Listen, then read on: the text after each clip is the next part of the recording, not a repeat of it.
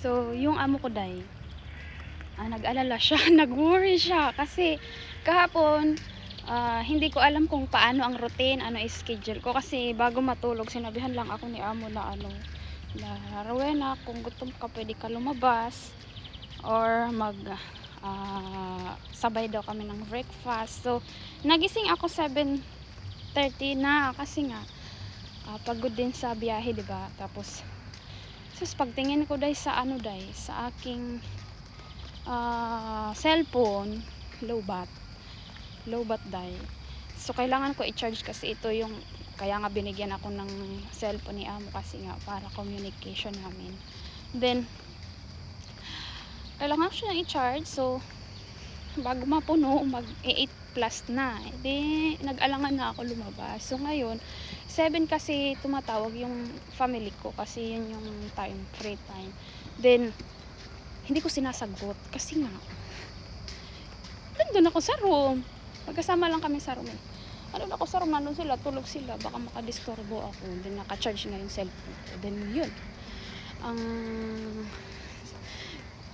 ito pa, nakalimutan ko na birthday pala ng anak ng babae ngayon.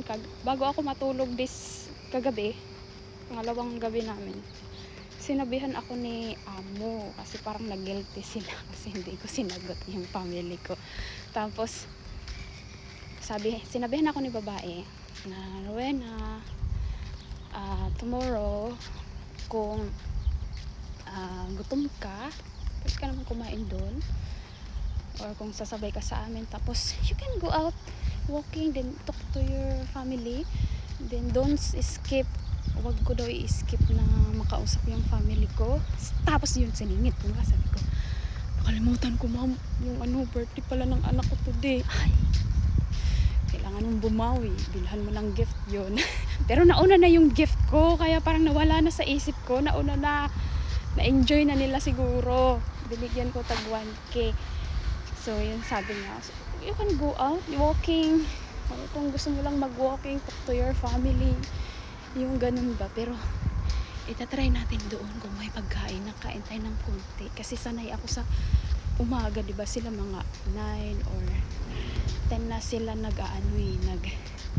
nagbe-breakfast So itry natin kung meron, parang Pinoy na naman today, itry natin kung merong kung meron ng breakfast doon, try natin.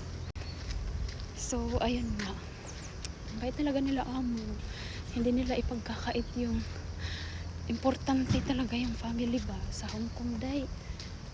Not allowed talaga day during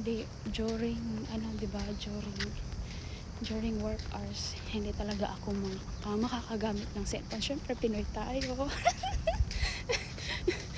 So hindi ako tumatawag kasi nga that time mahirap din kasi kailangan sila ang tumawag sa akin kasi island tapos wala pang wifi, wala pa silang load anytime, diba?